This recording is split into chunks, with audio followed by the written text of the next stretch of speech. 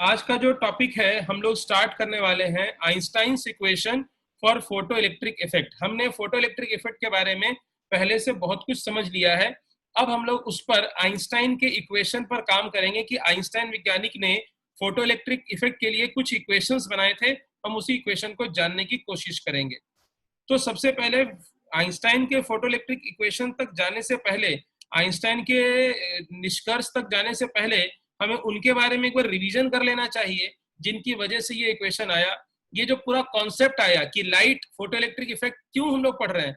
Photo electric effect हम लोग इसलिए पढ़ रहे हैं क्योंकि लाइट को हमने क्या मान लिया है, हमने लाइट को मान लिया है कि वो पार्टिकल नेचर का है। और इनके बारे में आपको आइडिया है, ये इनके बारे में आपको इसलिए आइडिया है क्योंकि इनके बारे में हमने चैप्टर के एकदम शुरुआती दौर में पढ़ लिया था। ये है मैक्स प्लैंक।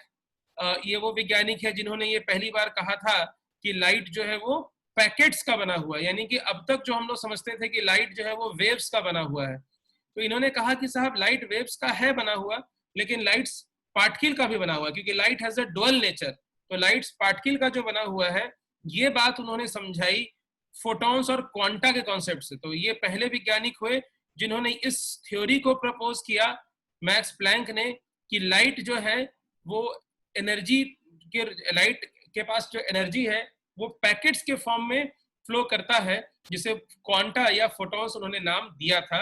और इसी के बाद ये थ्योरी स्टैब्लिश हो गई थी कि लाइट जो है उसका पार्टिकल नेचर होता है, light has a particle nature. अब जो है इसमें हम लोग आगे की चीज को समझेंगे।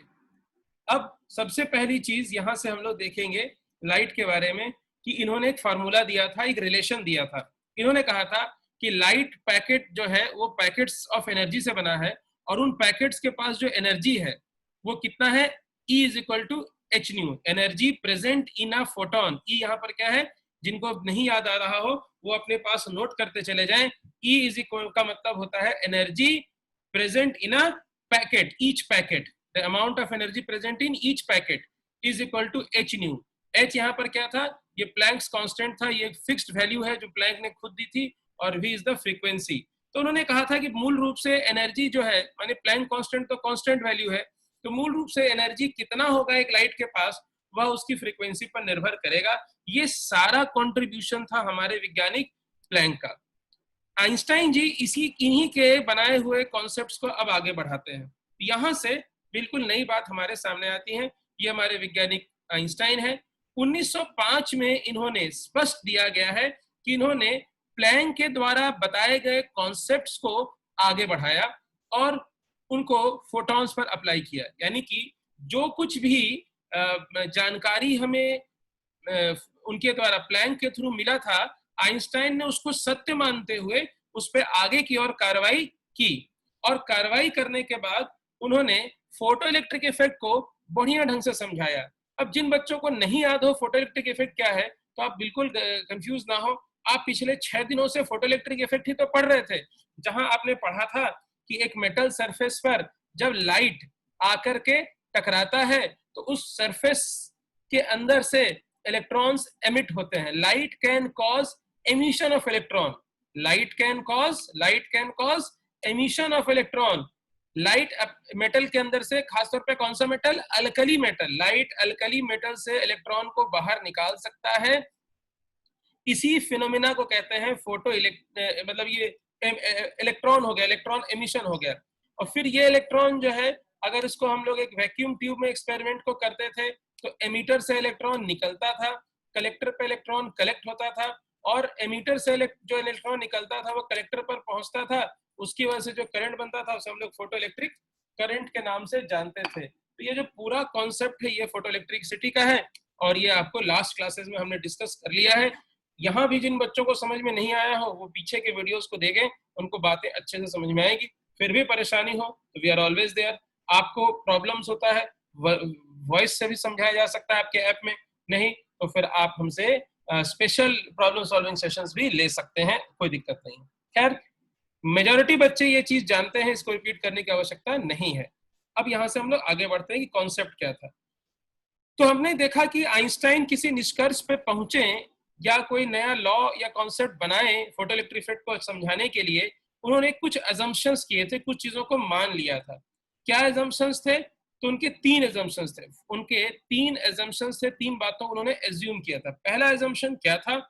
पहला एजम्पशन था, ये काइंडली ध्यान दिया जाए, इसे नोट रखना है, ये पीडीएफ्स आज हम थोड़ा समय दे देंगे आपके बैच पर, ये वाला सारा पीडीएफ्स आपके बैच में स्टडी मटेरियल सेक्शन में लोड हो जाएगा, आप इसको जरूर ध्यान से देखेंगे, काम की चीज है। तो ये जो आइंस्टाइन है उसने क्या एजम्पशंस दिया? उसने एजम्पशंस दिया कि जो लाइट है, इंसिडेंट लाइट जो है उसकी जो फ्रीक्वेंसी है वो वी जो है न्यू रखा गया है, और उसके अंदर इलेक्ट्रॉन्स हैं जिनकी एनर्जी एच न्यू है।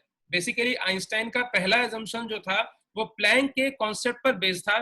तो आइंस्टाइन का पहला एजम्पशन था कि जो लाइट किसी मेटल सरफेस पे गिर रहा है और फोटो इलेक्ट्रिक इफेक्ट कॉज कर रहा है, उस लाइट के अंदर फोटॉन्स मौजूद हैं, लाइट बना हुआ है फोटॉन से, और फोटॉन्स के पास जो ऊर्जा है वो एच न्यू है, और जो फोटोन की फ्रीक्वेंसी है वो न्यू है। तो ये नई बात नहीं थी, इसके बारे में हमें पूर्व में जानकारी है। दूसरा, इन्होंने ये बात नहीं कही कि फोटोन जो है उनका स्पीड क्या है। उन्होंने कहा कि ये जो फोटोन है वो लाइट की स्पीड से ही चलते हैं, अर्थात फोटोन का स्पीड होगा या लाइट का स्पीड होगा 3 × 10⁸। ये एक नई बात इन्होंने कही। ये जो बिल्कुल नई बात इन्होंने इनके माध्यम से निकल के आया, क्योंकि जो पहला वाला एजम्पशन था ये तो प्लैंक का ही एजम्पशन था। दूसरा एजम्पशन जो उन्होंने दिया कि मान लिया जाए कि फोटोन की स्पीड 3 × 10⁸ है। अब बाद में जब हम लोग इसको न्यूमेरिकल बनाएंगे, जब इसको हम लोग वेरिफिकेशन करेंगे, तो पाएंगे कि जो उन्होंने एज्यूम किया था वो सही निकला है। इसके बाद उन्होंने तीसरी बात कही कि लाइट की फ्रीक्वेंसी जिस जो न्यू है वो जब मेटल सरफेस से टकराता है तो फोटोन की एनर्जी ऑन कोलिजन इलेक्ट्रॉन को मिल जाता है। तो आपको याद होगा, हमने क्लास 11th में कोल्यूशंस के बारे में पढ़ा था। हमने पढ़ा था जब दो मटेरियल आपस में कोलाइड करता है, आपने ये शायद पढ़ा होगा 11th में, याद होगा कोल्यूजन, वो 2D कोल्यूजन के बारे में। तो कोल्यूजन में पढ़ा था कि अगर एक बॉडी स्थिर खड़ा है और दूसरा बॉडी चलकर आ रहा है और वो इसको अगर हिट करे, तो हिट करने से क्या होगा, जो चलता हुआ बॉडी है वो जब रुके हुए बॉडी को पीछे से टक्कर मारेगा तो इसके चलने वाली की स्पीड घट जाएगी और रुके हुए वाली की स्पीड बढ़ जाएगी। क्यों? यानी जो चलता था, जो चलता हुआ आ रहा है वो धीरे पड़ जाएगा टक्कर के बाद, और जो रुका हुआ था वो चल पड़ेगा, क्योंकि इस टक्कर के दौरान इसकी एनर्जी इसमें ट्रांसफर हो गई है ना। तो law of conservation of linear momentum वाला कॉन्सेप्ट लगेगा और ये अपना मोमेंटम इसको लूज कर देगा और ये मोमेंटम गेन करके आगे बढ़ जाएगा। तो इन्होंने यही बात समझाई कि जब फोटॉन्स इलेक्ट्रॉन से टकराते हैं तो कोल्यूजन होता है, और कोल्यूजन के दौरान वो दोनों एनर्जी का एक्सचेंज करते हैं, मोमेंटम का एक्सचेंज करते हैं, जस्ट लाइक अ पार्टिकल, जैसा एक पार्टिकल में होता आया है। शायद ये वाला जो पॉइंट है, अगर आप इसको ध्यान से समझ रहे हैं तो आप इस बात को सत्यापित कर रहे हैं, आप इसको प्रूव कर रहे हैं कि जी हमने मान लिया है कि लाइट पार्टिकल नेचर का है। क्योंकि अगर वो मोमेंटम इम्पार्ट कर रहा है, अगर वो मोमेंटम एक्सचेंज कर रहा है, तो फिर इस बात में कोई कंफ्यूजन बचता नहीं है कि लाइट का पार्टिकल नेचर होने पर हमें कोई शंका है। खैर, अब यहां से हम लोग आगे बढ़ते हैं इक्वेशन फॉर्म पे। एजम्पशन समझ गए हैं, इक्वेशन फॉर्म पर आ गए हैं। ये वाला जो एक्सप्लेनेशन आपके सामने खुल रहा है, इसमें हमने काफी चर्चा कर रखी है कि एक मेटल का प्लेट है। जस्ट आपकी सुविधा के लिए इसको हम फटाफट आगे बढ़ाते हैं समझाते हुए। ये मेटल का प्लेट है, इसके अंदर बहुत सारे फ्री इलेक्ट्रॉन हैं।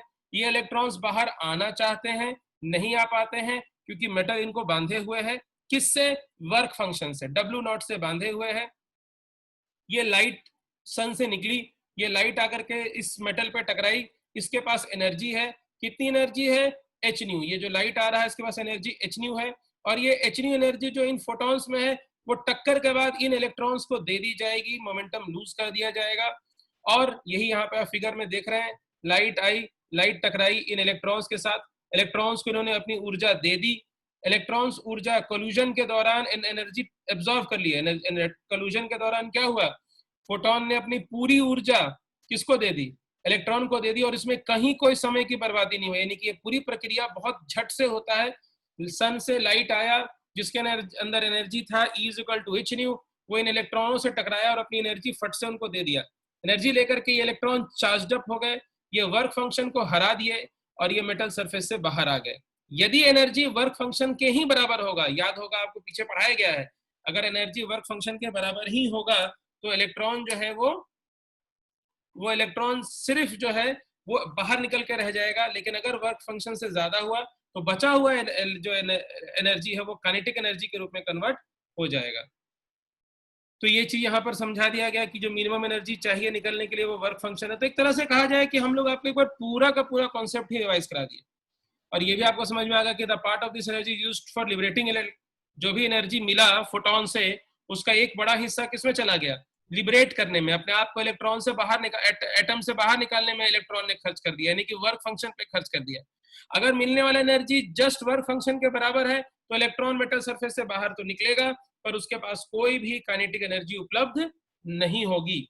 लेकिन अगर ज्यादा हुआ तब क्या होगा, तब फिर निकल के बाहर काइनेटिक एनर्जी गेन करेगा। यही बात यहाँ पर इक्वेशन के फॉर्म में आ रही है कि यदि एनर्जी जो एच न्यू फोटोन से मिला है वो ग्रेटर देन वर्क फंक्शन है तो टोटल एनर्जी में से वर्क फंक्शन निकाल लें, और जो बच गया वो किस में कन्वर्ट हो जाएगा, वो मैक्सिमम काइनेटिक एनर्जी में कन्वर्ट हो जाएगा। यहीं से हमारी बात की शुरुआत हो जाएगी, यहां से हमारी बात की शुरुआत हो जाएगी कि हम कहेंगे कि एक इलेक्ट्रॉन के पास कितनी एक फोटो इलेक्ट्रॉन है ना, फोटो इलेक्ट्रॉन किसको कहते हैं, वह इलेक्ट्रॉन जो मेटल सरफेस से बाहर निकला हो। तो अगर ऐसे यहाँ पे फिगर बना के समझो कि अगर इस मेटल सरफेस से इलेक्ट्रॉन बाहर निकला है और बाहर निकलने के बाद ये इलेक्ट्रॉन बड़ी तेजी के साथ आगे की ओर बढ़ रहा है, आगे की ओर बढ़ रहा है, इसका मतलब इस इलेक्ट्रॉन में क्या है, काइनेटिक एनर्जी है। तो पता करना हो कि अगर इसका इलेक्ट्रॉन के पास जो मेटल से अभी अभी बाहर निकला उसमें कितना काइनेटिक एनर्जी है, तो उसके अंदर जो काइनेटिक एनर्जी होगा वो होगा kinetic energy is equal to energy by photon, energy by photon, energy of by photon minus work function. यानी कि जो काइनेटिक एनर्जी होगा वो ऐसे निकालेंगे कि जितना एनर्जी ये फोटोन देगा उसमें से वर्क फंक्शन निकाल लो, जो शेष बच गया वो काइनेटिक एनर्जी है, और वही ये रिलेशन है। और काइनेटिक एनर्जी का फॉर्मूला सभी लोग जानते हैं, काइनेटिक एनर्जी का फॉर्मूला क्या होता है, हाफ mv स्क्वायर।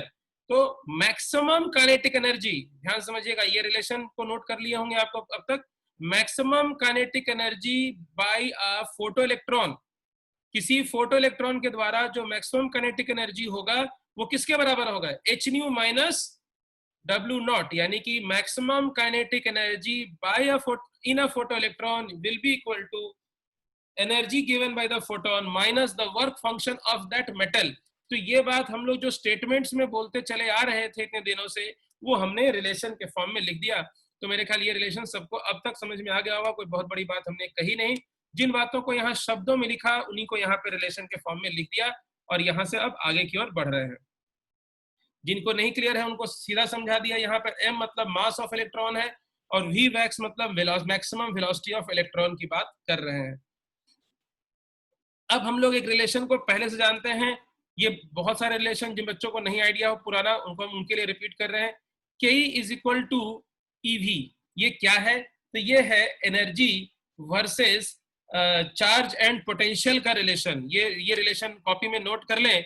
और जिन बच्चों को बिल्कुल नहीं समझ में आ रहा कि ये कहां से चला आया, तो ये पुराना फॉर्मूला है कि kinetic energy is equal to E, यहां पर क्या है, kinetic energy is equal to charge of a electron. E यहां पर क्या है, चार्ज ऑफ इलेक्ट्रॉन, और ये वी यहां पर क्या है, पोटेंशियल।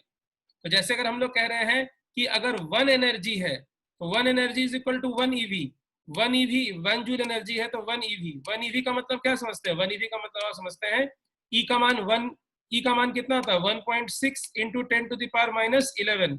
यहाँ पे थोड़ा फेयर नहीं है, कोई दिक्कत नहीं, आप लोग मैनेज कर लेंगे। 10 to the power minus 19 coulomb है ना, 10 to the power minus 19 coulomb. और v कितना हो जाएगा 1 वोल्ट, v कितना हो जाएगा 1 वोल्ट।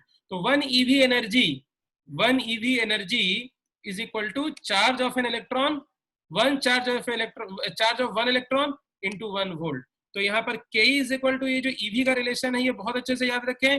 कोई भी आपसे पूछता है या आपको खुद समझने में दिक्कत आती है कि ev क्या है, काइनेटिक एनर्जी ईवी क्या है, तो काइनेटिक एनर्जी कितना होगा एक इलेक्ट्रॉन में, एक चार्ज पार्टिकल में, वो डिपेंड करेगा कि उस चार्ज का, उस पार्टिकल का चार्ज कितना है और उसका पोटेंशियल कितना है। तो याद रहेगा, kinetic energy of a charge particle is equal to the product of charge of that particle into potential.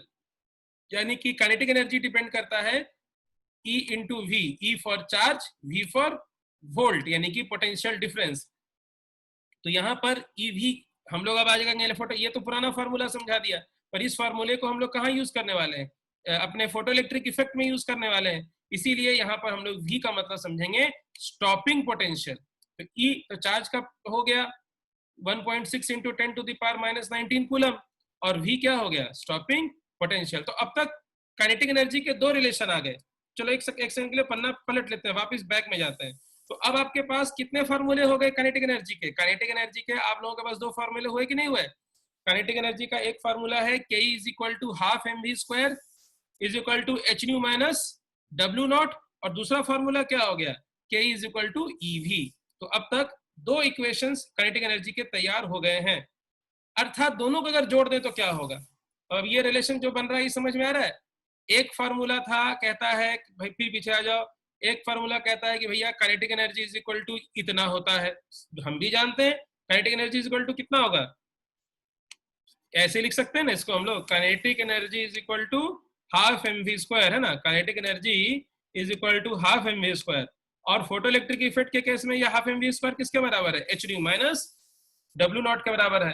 तो kinetic energy is equal to half mv² भी है, और अभी कह रहे हो कि kinetic energy is equal to ev है। तो दोनों अगर इक्वेशन 1 और इक्वेशन 2 को मिला देंगे तो क्या बनेगा, बन जाएगा half mv² is equal to ev, या फिर ev is equal to half mv² किसके बराबर था, h न्यू। ये रिलेशन कहां से आया समझ में आ रहा है, इक्वेशन नंबर 1। इसको अगर हम लोग इक्वेशन नंबर 1 मान ले, इसको अगर हम लोग इक्वेशन नंबर 1 मान ले, और इसको अगर हम लोग इक्वेशन नंबर 2 मान ले, है ना, इसको हम लोग क्या मान ले, इक्वेशन नंबर 2 मान ले। तो इक्वेशन 1 और इक्वेशन 2 ले लेंगे तो क्या होगा, इक्वेशन 1 इक्वेशन 2 ले लेंगे तो ये रिलेशन आ जाएगा हमारा half mv² is equal to ev। और अगर इक्वेशन, इस इक्वेशन में हम लोग अब अगर इसको अगर हम लोग इक्वेशन नंबर 3 मान ले, 3 नंबर इक्वेशन में अगर एक नंबर इक्वेशन को मिला दे तो क्या बन जाएगा, बन जाएगा कि भैया ev is equal to h nu minus w naught. यहां तक सारे बच्चे अब तक समझ चुके होंगे और कॉपी में लिख भी लिए होंगे। ये एक इंपॉर्टेंट रिलेशन हमारे हाथ आ गया। अब आगे बढ़ते हैं। अब फोटो आइंस्टाइन के फोटो इलेक्ट्रिक इक्वेशन क्या है, ये दोनों है, काइंडली इसको नोट किया जाए, बहुत इंपॉर्टेंट रिलेशन है। जो इक्वेशन 1 में हमने नोट किया था वो यहाँ पे दोबारा हाईलाइट कर रहे हैं। इक्वेशन 1 में हमने यही नोट किया था कि जो इलेक्ट्रॉन है वो किसके बराबर है, Ke is equal to h nu minus w naught के बराबर है, या Ke की जगह पे हमने क्या लिख लिया 1/2 mv² इज इक्वल टू। तो ये पहला रिलेशन था, तो ये नोट कर ले। अब दूसरे पे आ जाए, ये दूसरा इक्वेशन था, हम दोनों का नाम दिए थे इक्वेशन 1 इक्वेशन 2, तो ये यहाँ पर समरी कर ली। तो आपको अब तक इतने फार्मूले तो मिल गए कि Ke is equal to h nu minus w naught, या Ke की जगह पे हाफ mv², और ये रिलेशन भी निकल गया। अब आगे बढ़ते हैं। अब यहां से कुछ बातों पर आते हैं। फोटो इलेक्ट्रिक, ये रिलेशन पहले ध्यान से समझ लीजिएगा। तो ये तीन दोनों फार्मूला आप लोग नोट कर लिए, उम्मीद है कि आपको ये बात समझ में आ गई होगी। अभी ये बात और आगे की ओर बढ़ेगी। अब अगला 10 मिनट बहुत ध्यान से सुनने की जरूरत है। ये नोट कर लिए होंगे, ये एज्यूम करते हुए यहाँ से आगे बढ़ रहे हैं। अब यहाँ पर देखिए, हम लोग इसी इक्वेशन का प्रयोग करेंगे, explanation of the characteristics of the photo electric effect with Einstein's photo electric equation. अब हम लोग जो फोटो इलेक्ट्रिक इफेक्ट हुए और जो आइंस्टाइन का इक्वेशन बना, इनसे कुछ चीजों को और अच्छे से समझने में हेल्प करेंगे। तो अब अगर देखें, to take a photo electric emission the incident light must, अभी आपकी बात बताइए, आप पहले भी पढ़ चुके हैं कि अगर frequency of the light is greater than equal to, ये आपको याद है, ये पुरानी पढ़ाई, ये नई नहीं है, ये आप पहले ही पढ़ चुके हैं कि फोटो इलेक्ट्रॉन तभी मेटल से निकलेगा जब फ्रीक्वेंसी, थ्रेशोल्ड फ्रीक्वेंसी, याद है ना, ये थ्रेशोल्ड फ्रीक्वेंसी क्या होता है, minimum frequency required to put out electron.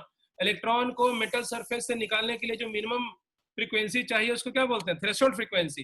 तो आपका लाइट तभी इलेक्ट्रॉन को बाहर निकाल पाएगा जब आपकी फ्रीक्वेंसी, लाइट की फ्रीक्वेंसी ग्रेटर देन हो थ्रेशोल्ड फ्रीक्वेंसी या इक्वल हो। कम हुआ तो नहीं होगा। क्या ये कोई नई बात है? बिल्कुल नहीं। जो बच्चे इसको रेगुलर इन क्लासेस को अटेंड कर रहे हैं उनको ये बात मेरी समझ में आ रही है कि ये कोई नई बात हमने नहीं बताई कि यदि लाइट फ्रीक्वेंसी ग्रेटर देन या इक्वल टू थ्रेशोल्ड फ्रीक्वेंसी है तब तो फोटो इलेक्ट्रिक इफेक्ट होगा, लेस देन है तो नहीं होगा। अब एक और बात, फॉर अ फोटोसेंसिटिव मटेरियल, ये बात आपको पता ही है। दूसरा, ये बात भी आपको बताया गया था, ये वही है कि frequency should be greater than equal to threshold frequency. अच्छा, ये बात भी तो आपको पता है, intensity is proportional to current, photo electric current, याद है ना, बताए थे ना, अगर लाइट की एक किरण हो तो थोड़ा करंट होगा, लाइट की 2 किरण आ जाए तो लाइट थोड़ा और बढ़ेगा। लाइट की इंटेंसिटी, इंटेंसिटी मतलब होता है किरणों की संख्या, यानी कि अगर लाइट की एक किरण पड़ती है तो एक ही इलेक्ट्रॉन निकलेगा, 10 किरणें होती हैं तो 10 इलेक्ट्रॉन होगा, 10 इलेक्ट्रॉन होगा तो ज्यादा करंट होगा, आईपी की वैल्यू, करंट की वैल्यू ज्यादा होगी। और अगर 100 लाइट पड़ेगा तो 100 इलेक्ट्रॉन निकलेगा। यानी कि ये रिलेशन कहता है कि intensity of light is incident radiation is proportional to what? Proportional to current, यानी कि जितना ज्यादा लाइट में इंटेंसिटी होगा उतना ज्यादा करंट फॉर्म करेगा। ये सारी बातें बहुत ध्यान से सुनेंगे और समझेंगे क्योंकि ऑब्जेक्टिव सवालों में ये सब आएगा। दूसरा बात, अब ये भी पढ़े हुए हैं फिर भी आज क्या कह रहा है कि अगर आपका frequency greater than equal to है तो मैक्सिमम काइनेटिक एनर्जी क्या होगा? वो बढ़ेगा with the increase in frequency. क्या सही बात है कि नहीं?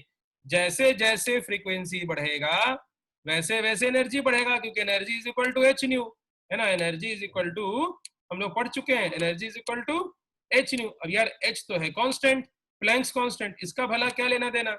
तो जैसे जैसे फ्रीक्वेंसी बढ़ेगी एनर्जी बढ़ेगी, एनर्जी बढ़ेगी तो काइनेटिक एनर्जी भी बढ़ेगी। अर्थात काइनेटिक एनर्जी का सिर्फ लेना देना किसके साथ है? याद रखें, काइनेटिक एनर्जी का सिर्फ लेना देना किसके साथ है? फ्रीक्वेंसी के साथ है, क्योंकि काइनेटिक एनर्जी डिपेंड करता है एनर्जी पे और एनर्जी डिपेंड करता है फ्रीक्वेंसी पे। ये बात बहुत ध्यान सुनिएगा। काइनेटिक एनर्जी किस पे डिपेंड करता है? एनर्जी पे। एनर्जी किस पे डिपेंड करता है? यार एच कांस्टेंट है, इसका कोई लेना देना नहीं है, तो किस पे डिपेंड करता है? फ्रीक्वेंसी पे। तो क्या इंटेंसिटी का कोई खेल है? नहीं। तो अब तक क्या समझाया? फिर एक सेकंड के लिए पीछे वाले इक्वेशन पर जाना पड़ेगा। क्या समझे थे? यहां समझे थे कि करंट डिपेंड करता है इंटेंसिटी पे, फोटो इलेक्ट्रिक करंट डिपेंड करता है इंटेंसिटी पे, लेकिन काइनेटिक एनर्जी डिपेंड करता है फ्रीक्वेंसी पे। दोबारा ध्यान से सुनिएगा, intensity effects current, frequency effects energy. अब यहां से आगे बढ़िए, ये एक अगला रिलेशन है। अच्छा, ये क्वेश्चन इसलिए भी हम ध्यान से समझा रहे हैं, ये एक ऐसा क्वेश्चन बन के आ जाएगा, ये फुल क्वेश्चन नहीं आ सकता एग्जाम में, शॉर्ट नोट्स में आ सकता है ना। Describe the characteristics of photoelectric effect. आपसे सीधा पूछेगा भैया फोटोइलेक्ट्रिक इफेक्ट का कैरेक्टर बताओ, तो कैरेक्टर में क्या करोगे? यही सारे पॉइंट डालोगे, पॉइंट नंबर 1 2 3 4। 4 तो बहुत सिंपल है, कह रहा है कि यार ये जो फोटोइलेक्ट्रिक इफेक्ट होता है ना, ये इंस्टेंटेनियस प्रोसेस होता है, मतलब इसमें कोई समय में नहीं लगता। मतलब जैसे ही लाइट मेटल पर गिरेगा फट से इलेक्ट्रॉन निकल के करंट फ्लो करना शुरू कर देगा। यानी कि लाइट के गिरने और इलेक्ट्रॉन के निकलने में कोई टाइम गैप नहीं होता है। तो ये चार बातें समझ में आ गई। अब आगे बढ़ते हैं, आगे ये बढ़ते हैं कि अभी अभी आपने पढ़ा वो यही चीज है जो हमने पढ़ा है, उसको और स्पष्ट लिख रहे हैं। ये अगला लाइन पे आप ध्यान से देखिए, यही चीज है ना आपने पढ़ा है। आप 2 मिनट पहले याद कीजिए आप क्या पढ़ रहे थे? अभी तो पढ़ रहे थे, आप पढ़ रहे थे कि भाई काइनेटिक एनर्जी, है ना, kinetic energy is equal to, याद आ रहा है, kinetic energy is equal to H nu. जो थोड़ा भी दिमाग लगा रहे हैं उनको मेरी बात बहुत पहले ही समझ में आ चुकी है, लेकिन हम सबसे कमजोर बच्चे को ध्यान में रखते हुए समझा रहे हैं। ये इक्वेशन 1 था अपना, याद है कि नहीं? तो यहाँ क्या किया है? कुछ नहीं किया है भाई, ये डब्ल्यू को इधर भेज दिया है, माइनस वाले को इधर भेज दिया है, तो रिलेशन क्या बन गया? H nu is equal to K plus W naught, वही तो बन रहा है रिलेशन। तो क्या इस रिलेशन में आपको कोई आपत्ति? आप ही का इक्वेशन 1 को उलट के लिखा गया है, तो लिख रहा है energy of photon, energy of photon is equal to work function plus kinetic energy. तो वही तो समझा रहा है, energy of photon is equal to work function plus kinetic energy. तो ये भी एक रिलेशन है। खैर आगे बढ़ते हैं, ये वही चीज समझा रहा है वो हमने जो पहले आपको समझा रखा था। अब ध्यान से देखेंगे ये रिलेशन, अगला स्टेप कॉपी में सब लिखते जाइए। तो काइनेटिक एनर्जी जो है, मतलब एनर्जी, एक फोटोन की जो एनर्जी है वो उसके वर्क फंक्शन और काइनेटिक एनर्जी पर डिपेंड करता है। ये इक्वेशन फॉर्म में आ गया, H nu is equal to W naught plus K E max. अब डब्ल्यू नॉट किसके बराबर होता है? डब्ल्यू नॉट किसके बराबर होता है? एच वर्क फंक्शन किसके बराबर होता है? Threshold frequency into Planck's constant, H new के बराबर होता है। तो यहाँ पर डब्ल्यू नॉट की जगह पे क्या लिख दिया? एच न्यू नॉट लिख दिया। अब आगे बढ़ेंगे, अब यहाँ से कॉमन ले लेंगे। कॉमन लेने का मतलब समझते हैं, ये वाला चीज इधर भेज देंगे, ये वाला चीज इधर भेज देंगे, तो H nu minus H nu naught is equal to K. आ गया, काइनेटिक एनर्जी का एक और फॉर्मूला तैयार हो रहा है, समझ रहे हो ना? Kinetic energy is equal to H nu minus H nu naught, जिसमें से एच और एच कांस्टेंट ले लेंगे, मतलब कॉमन ले लेंगे, कांस्टेंट नहीं, कॉमन कॉमन ले लिया, क्या हो गया? के इज इक्वल टू, एक नया फॉर्मूला बन गया, फटाफट नोट कर लो। के इज इक्वल टू, उलट के लिखना चाहिए, कोई नहीं चलता है, K is equal to H into nu minus nu naught, और अगर न्यू नॉट के बराबर है, frequency of the light is equal to threshold frequency है, तब तो सीधे किसके बराबर हो जाएगा, के ही जीरो हो जाएगा। यही बात, अब ध्यान से देखो, यही बात प्रूव हो गई कि नहीं। हम तब से क्या कह रहे हैं, हम लोग तब से यही ना कह रहे हैं कि अगर आपका फ्रीक्वेंसी थ्रेशोल्ड फ्रीक्वेंसी के बराबर है तो इलेक्ट्रॉन निकल तो जाएगा पर दौड़ेगा नहीं। यही तो यहाँ कह रहा है कि अगर फ्रीक्वेंसी जीरो है, अगर मतलब दोनों बराबर है, तो ये दोनों जीरो, मतलब दोनों का वैल्यू 2 और 2 ही है मान लीजिए, तो कट कुट के जीरो हो जाएगा, 0 इंटू एच जीरो हो जाएगा, के इज इक्वल टू जीरो। यही तो कह रहे हैं कि अगर आपका फ्रीक्वेंसी थ्रेशोल्ड फ्रीक्वेंसी के बराबर है, यानी कि उतना ही फ्रीक्वेंसी जितना में इलेक्ट्रॉन बाहर निकलेगा, तो भाई किसी सूरत में आपका कोई काइनेटिक एनर्जी नहीं हो सकता। काइनेटिक एनर्जी तभी हो सकता है जब इसका मान, मतलब जब ये इससे ज्यादा होगा तभी ये काम आगे बढ़ेगा। तो ये रिलेशन बहुत इंपॉर्टेंट था, इसको आपने उतार लिया है, समझ लिया है। अब आगे बढ़ते हैं। ये चीज हमने प्रूव किया हुआ है, kinetic energy is equal to H into nu minus nu naught. अब अगर ये लेस होगा तो क्या होगा, लेस होगा तो क्या होगा, है ना, लेस होगा। मान लो अगर ये वाली वैल्यू, ये है 2 और ये है 4, ये वैल्यू 2 है, ये 4, तो आंसर माइनस में आएगा, -2। और काइनेटिक एनर्जी कभी माइनस में हो ही नहीं सकता है। इसका मतलब अगर frequency less than threshold frequency है तो कभी भी फोटोइलेक्ट्रिक इफेक्ट होगा ही नहीं। ये भी रिलेशन आप समझ लें, इसको भी काइंडली फटाफट ये 3 लाइनें नोट कर लें कि अगर हम ये 2 मिनट के लिए मान लें कि न्यू का value, frequency of the light का वैल्यू थ्रेशोल्ड फ्रीक्वेंसी से कम है, तो भैया फिर नेगेटिव काइनेटिक एनर्जी होता ही नहीं है, तो कभी भी इलेक्ट्रॉन बाहर निकलेगा ही नहीं। यानी कि सारा खेल यही है कि जब तक फ्रीक्वेंसी ग्रेटर देन या equal to kinetic energy threshold frequency नहीं होता, काइनेटिक एनर्जी प्रोड्यूस नहीं होगा। तो ये इतनी बातें आपको बहुत गौर से अपने नोटबुक में नोट करती चली जानी है। जो लोग नहीं कर पा रहे हैं वो वीडियो सामने आ रहा है, डेफिनेटली आज आ रहा है, इसके पीडीएफ्स भी आ रहे हैं, वहां से भी आप इसको बैकअप कर सकते हैं। तो आइंस्टाइन का जो रिजल्ट है वो यही है कि भाई अगर आपका थ्रेशोल्ड, आपका फ्रीक्वेंसी थ्रेशोल्ड फ्रीक्वेंसी के बराबर है, इलेक्ट्रॉन निकलेगा पर इसमें काइनेटिक एनर्जी नहीं होगा। अगर आपका frequency less than threshold frequency है, इलेक्ट्रॉन नहीं निकलेगा। अगर आपका frequency greater then threshold frequency है, तो वर्क फंक्शन के बाद जो बचेगा सो काइनेटिक एनर्जी बन जाएगा। तो हमारा इनका रिलेशन यही है। एक काम करते हैं, आज 2 मिनट ही शेष रह गया है, हम यहीं पे ब्रेक दे देते हैं। Just a second.